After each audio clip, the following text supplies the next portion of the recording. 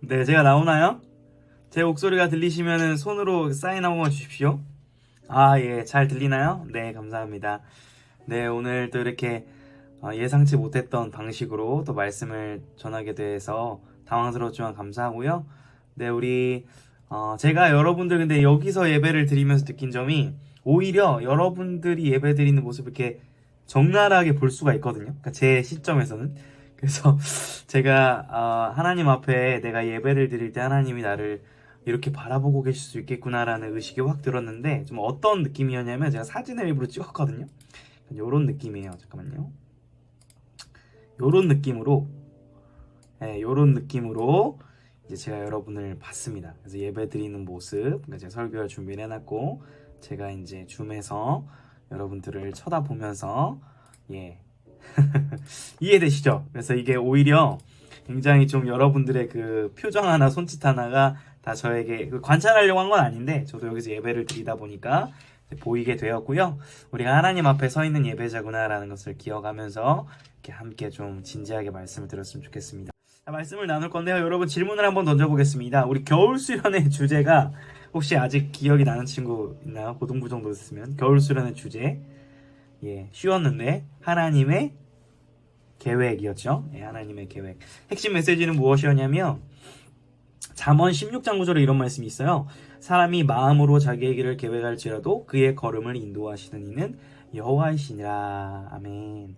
즉 우리가 최선을 다하고 우리가 계획을 세우고 열심히 노력하는 것은 귀한 자세이지만 우리의 뜻대로 계획대로 되지 않았을 때 우리가 불평하고 원망하는 것이 아니라 하나님의 더 크신 계획과 뜻이 있음을 믿고 그것을 하나님께 내려드리고 맡겨드리고 하나님을 인정하는 것이 우리 크리스찬의 자세라고 우리가 겨울 수련회 때 연초에 배웠습니다. 기억이 안 나더라도 배운 게 맞습니다. 자, 그럼 이렇게 질문을 한번 드려보겠습니다. 여러분 1월달과 비교해서 여러분이 한 해 동안 계획을 세웠던 그 계획대로 지금 잘 흘러왔나요? 아니면 중간고사를 마친 우리 K고딩 여러분, 지금 이 시점에 여러분이 세웠던 올 한 해 계획과 좀 생각과 상당히 다른 모습으로 지금 5월을 맞이하고 있나요? 어떤가요? 벌써 이제 4월이 다 지났죠? 1년에 3분의 1이 지난 이 시점에 아마 우리의 계획대로 잘 흘러가지 않다는 것이 우리의 공통된 좀 공감되는 지점이 아닐까 싶은데요. 오늘 말씀을 보니까 정말 열심히 했고 열정을 가지고 최선을 다하고 선의를 가지고 하나님의 일을 하려고 했던 바울도 자신의 계획과는 정반대로 흘러가는 그런 현실을 맞닥뜨리게 되는 본문을 우리가 함께 읽었습니다. 우리가 저번에 살펴봤던 말씀에 나왔었는데 바울이라는 이 회심한 사울이 이제 바울이 된 거죠. 이 바울을 바나바가 품어주고 사역할 수 있도록 도와줬는데 둘이 다투게 됩니다. 마치 저와 우리 선생님들이 좀 다퉈가지고 서로 의견이 좀 달라서 이렇게 사역의 길을 노선을 다르게 가게 된 거예요. 예를 들면 서로 믿는 사람이지만 그런 관점의 차이로 좀 갈라서게 되고 새로운 파트너를 얻게 돼요. 바울이 이 디모데라는 영적 아들 제자를 새로이 딱 파트너로 얻어가지고 이제 아시아라는 지역으로 가서 복음을 전하려고 열심히 나아가려고 합니다. 바울이 왜 아시아로 가려고 했었냐면 아시아에 에베소라는 아주 큰 지역과 도시가 있었는데 그 도시에 가서 복음을 전하면 예수 그리스도를 전하면 파급력도 크고 많은 우상들을 불태울 수 있고 복음이 흥왕할 것을 기대해서 바울은 나름대로의 소신과 선한 마음으로 귀한 마음으로 아시아로 가겠다는 계획을 딱 세웠습니다. 바울의 이 마음이 잘못되거나 중심이 이상한 게 아니었습니다. 선한 마음이었습니다. 자, 그런데 오늘 6절 한번 보세요. 눈으로. 오늘 6절 본문 6절을 보게 되시면 이런 말씀이 있습니다. 성령이 말씀을 전하지 못하게 하시고 늘 말씀을 못 전하게 하세요. 성령이 아시아에. 7절을 또 보세요. 7절 예수의 영이 허락하지 아니하는지라. 예수의 영, 성령 같은 말입니다. 예수 그리스도께서 보내신 보혜사 진리이신 성령님이다. 성령 하나님을 가리키는 용어인데요. 여러분 오해는 하지 마십시오. 지금 허락하지 않으시니까 마치 바울의 계획이 불순하고 어떤 다른 목적이 있어서 하나님이 막으신 거라는 오해는 우리가 걷어내고요. 바울은 선한 마음으로 복음을 전하려고 했고 하나님의 일을 하려고 했던 것입니다. 근데 성령께서 지금 이것을 허락지 않으신 데는 이유가 있다라는 것이죠. 하나님의 더 급하고도 중요한 우선순위적인 계획이 있다라는 것입니다. 여러분, 그럼 바울이 이러한 하나님의 일을 하려고 했는데 일이 잘 풀리지 않을 때 어떤 마음을 가졌을까요? 내가 뭘 잘못했나? 좀 절망스러울 수도 있고 소망이 꺾여 있을 수도 있는 그 상황 가운데 아마 바울은 기도하고 말씀을 보며 하나님의 뜻을 분별하기를 애썼을 것입니다.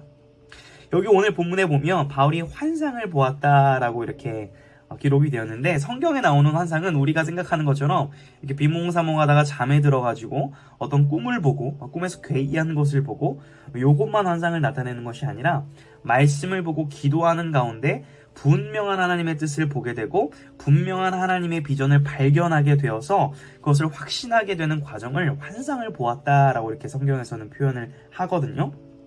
그런 환상을 보게 되고 바울은 이제 아시아가 아닌 마게도니아라는 그런 예상하지 않았던 지역으로 가게 되는데요. 10절, 오늘 본문 10절 하반절에 보게 되면 이는부터 같이 한번 읽어볼까요? 이는부터 10절 하반절 이는부터 시작.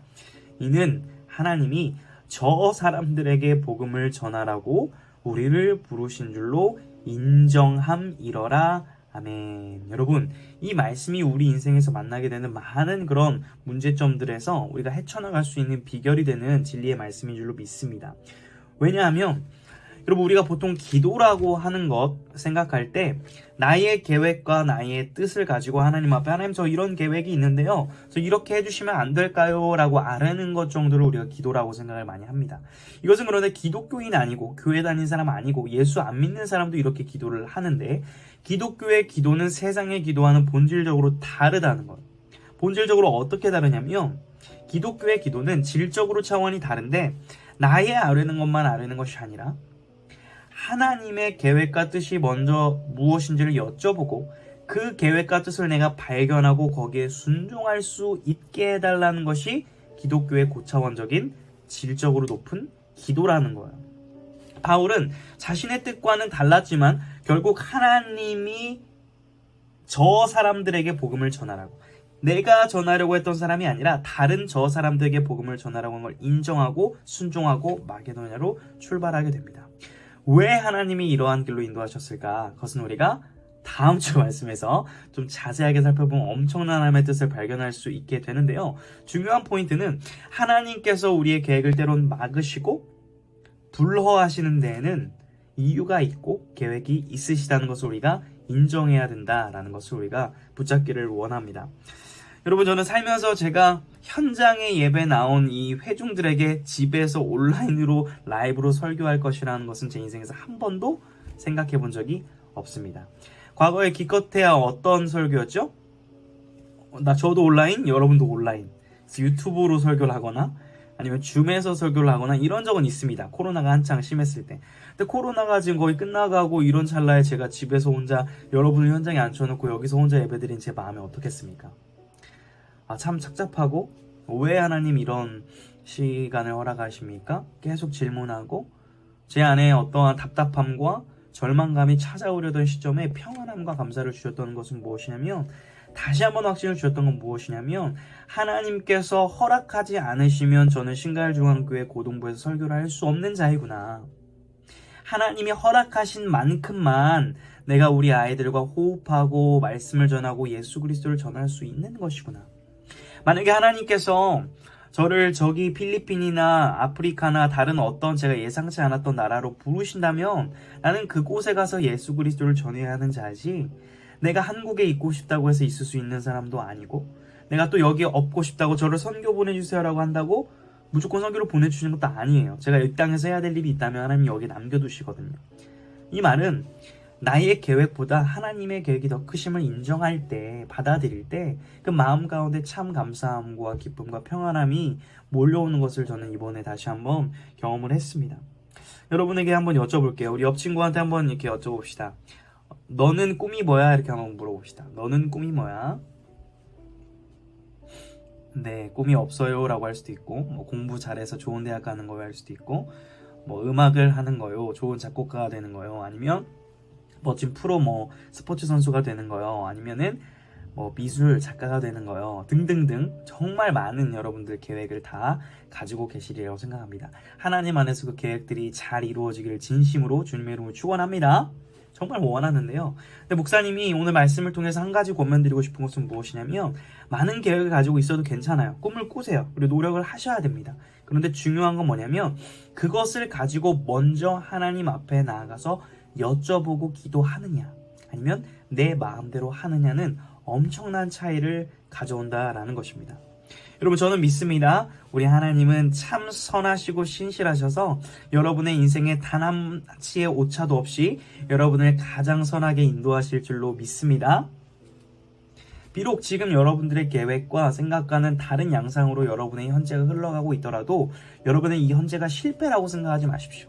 하나님께서는 반드시 여러분을 향한 계획을 가지고 계시고 여러분을 선하게 이끌고 가실 것입니다. 여러분 오늘 본문에 보게 되면 세 가지의 재미있는 표현이 나와요. 성령이 나오고 예수의 영이 나오고 하나님이 나옵니다. 즉 오늘 말씀을 통해서 다시 한번 확신하게 되는 것은 무엇이냐면 삼위일체 하나님께서는 우리 인생들을 향하여 분명한 계획을 가지고 계시고 분명하게 선한 길로 인도하시며 우리를 지켜 보호하신다는 변하지 않는 사실입니다. 여러분 하나님은 여러분과 함께 하십니다. 믿으십니까? 정말입니다. 여러분과 함께 하십니다. 그렇다면 우리가 해야 될 것은 그 함께 하시는 하나님을 바라보고 신뢰하며 내 삶에 허락되지 않는 부분들에 왜 이렇게 하시는지를 하나님 앞에 여쭤보고 또 내 삶에 예상치 못한 타이밍에 허락된 일들이 있다면 그것으로 말미암아 감사하고 기뻐하며 하나님 안에서 기도하고 하나님 안에서 고민하고 하나님 안에서 감사하고 기뻐하는 그 모습이 우리의 모습이 되어야 될 줄로 믿습니다. 이번 한 주 동안 여러분 삶 가운데 많은 고민들이 있을 때 그것을 하나님 앞에 가지고 나아가서 하나님의 뜻과 하나님의 의중을 여쭤보고 하나님 안에서 하루하루를 살아나갈 수 있는 그런 믿음의 K고딩들 우리 고등 비너스쿨 될 수 있기를 다음 주에 반가운 얼굴로 만날 수 있기를 주님의 이름으로 축원합니다.